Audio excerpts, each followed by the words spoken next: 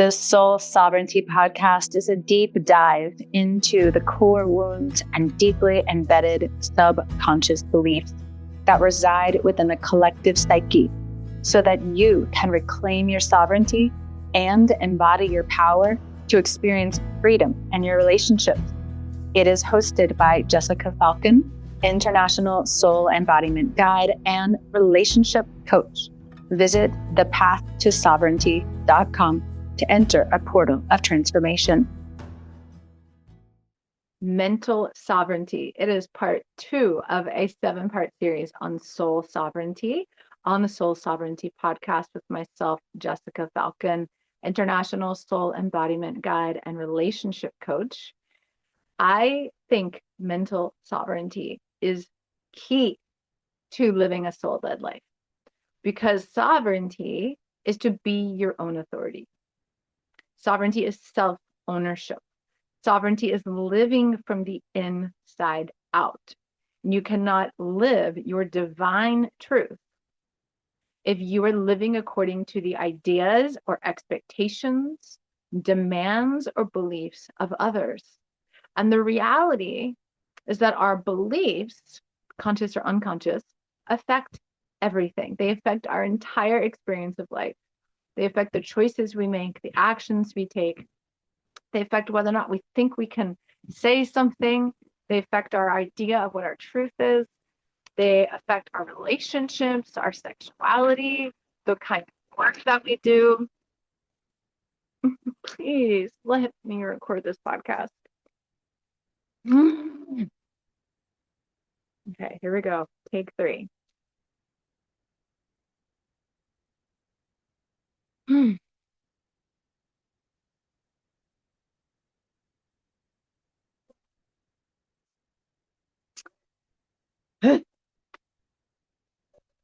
Mental sovereignty is part 2 of a 7-part series on the Soul Sovereignty podcast with myself, Jessica Falcon.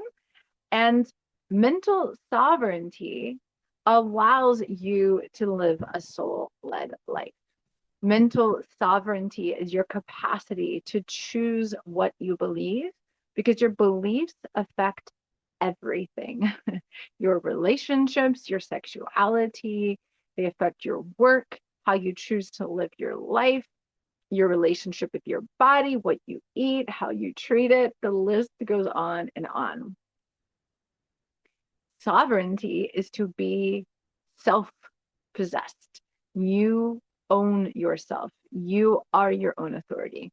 Sovereignty is to live from the inside out so that you are living your divine truth, not based on the expectations or the demands, the beliefs of other people. And that requires deep belief work. Now we have our conscious beliefs, we have our subconscious beliefs. I talked last week on the Soul Sovereignty podcast about emotional sovereignty. That was the first of this 7-part series on soul sovereignty.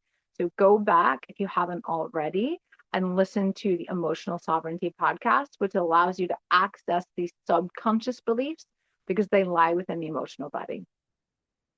And be sure to subscribe if you want the other soul sovereignty episodes. And you can also sign up and have them delivered straight to your inbox, and you'll receive a free 12 days of transformation that takes you into specific belief work, emotional work, and body work through meditations and activations. Because often in the spiritual world, we can do meditations. We can have an awareness of our own God nature. We can desire to be self-realized, but we have to embody it. We have to live it. And if we're not becoming conscious of the thoughts and beliefs and aligning them to our own soul truth, we are not embodied. You can have an idea of something and not experience it. In order to experience it, you've got to do the belief work. You've got to access the subconscious mind. You've got to then choose differently based on the beliefs that are in alignment with your inner truth, not everybody else's truth. It's the only way to be sovereign. Now, of course, this requires you to have the consciousness that I am not my thought. I am not my belief. Your belief is not who and what you are. Your belief does not belong to you. Your belief is not yours. It is something you have ingested from the outside world and held onto as if it's truth without potentially aligning that to what is your soul truth, your inner truth, your divine truth.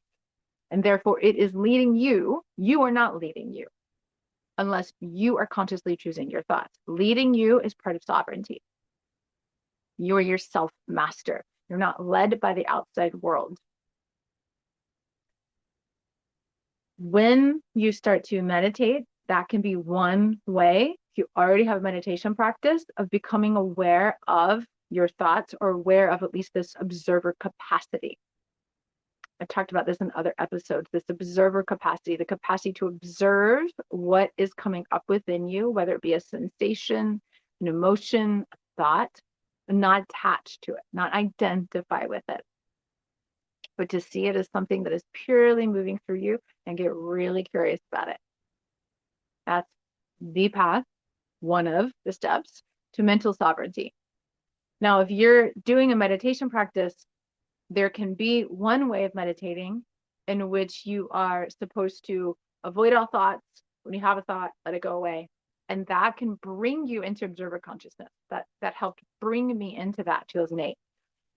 But if you're never allowing your thoughts to come into your awareness consciously, whether it be walking in nature and letting your thoughts come up so that you can see them, whether it be doing a body-based meditation, breathing into your body and allowing what's there to arise, any emotions, sensations, thoughts, feelings, then you're not going to be able to change the thought. And that's what often stops people who are meditating from actually embodying and living their soul's truth, because they're just trying to empty themselves without going, oh, let me see the thoughts that are happening. Let me be in the silence so that I'm aware of these underlying beliefs and get curious. Mental sovereignty requires you to, oh, here's the thought, see it, write it down. It's really helpful to write it down and physically see it in front of you as something separate from you, not as who you are. And then, okay, so what is the thought underneath this thought? What is the emotion underneath this thought? What is the belief underneath this thought? To really start to do that inner work is incredibly important, to start to question these things. And when you see the belief underneath your thought, then you can ask, is this mine? Is this my belief? Is this what I choose to believe? How does this make me feel? What is the frequency of this thought? Is this expansive? Does it make me feel contracted? Is this something my parents told me all the time? Is this something I learned from school? And then, is it what I want to carry forward? Is this a thought, belief I want to live by? Does it feel helpful? Is it aligned to the frequency of divine love? Is it aligned to the truth of who I am? Is this aligned to abundance, to fullness, to already having? Or is it based in lack, not having, being separate from God, source, goddess? Is it supporting me and my soul's truth? Is it denying any aspect of me and my soul's truth? Is it in alignment with my soul's truth? And what is my soul's truth? What is my soul's truth? Now, the soul truth rises up from the body, up from the heart, not down from the head, because the head is full of what you've been told, what you've seen, what you've taken in by others. Your heart, that inner soul truth that arises when you're silent and you really feel deep into your inner truth, that is what if you want to live a soul embodied life, a sovereign life, you align to. And you shift the beliefs that don't feel expansive, don't feel love based, that are fear based, into that truth, into alignment with your soul voice, your soul knowing. And I know that sometimes people have a hard time distinguishing between what is soul, what is ego. One quick way: is this fear based? Is this love based? Is this lack based? Is this based on fullness and having? Very quick way to distinguish, because the soul is the individuated aspect of the divine. That is you. The soul vibrates at the frequency of divine love. It's a little windy here. And so, because your soul is one with God's source, that means that your soul operates from a state of abundance, of having, fullness, of being supported by all that is intricately connected to the web of life. And so if you're operating in lack or separation, that's ego. The ego believes it's purely physical. The ego believes it is separate from all of life. The ego believes it is separate from God, source. When I say God, I'm not referring to a guy in the sky. When I say God, I'm referring to an energetic source of all that is. Light, for example, and even beyond that, the dark light as well. Love, divine love. I can't even try to describe source, because source is so the source of everything, right? It's the creator. Whatever word is helpful for you. When we're aligning to the source within, to the soul, we are aligning to the expansive nature, the true nature, our divinity. And we're bringing this consciousness of our divinity into the beliefs so that we can bring it into our choices, into our actions, into our relationship, into our sexuality. We're bridging the consciousness of our divinity into our life, and belief work is how you do that. And if you're not doing belief work, you cannot bridge the consciousness of your divinity with your humanity. It requires you shift out of the millennia, thousands of years of beliefs that have told you that you are anything but divine. Thousands of years of belief that have made sex a sin. Thousands of years of belief that have told you that love is selfless and has to come from outside of you. You've got to shift out of these old beliefs in order to live your divine truth. And it is now. It is the time now that you are tasked with doing this right now. And that awareness, what is the thought? What is the belief underneath? You want to take it into the subconscious? What is the feeling underneath? You shift the frequency. And then every time that old thought comes in your head, you align it to the new thought that you have decided is in alignment with your soul truth. You shift into that new emotional state. You shift your frequency. And that's how you create a new reality.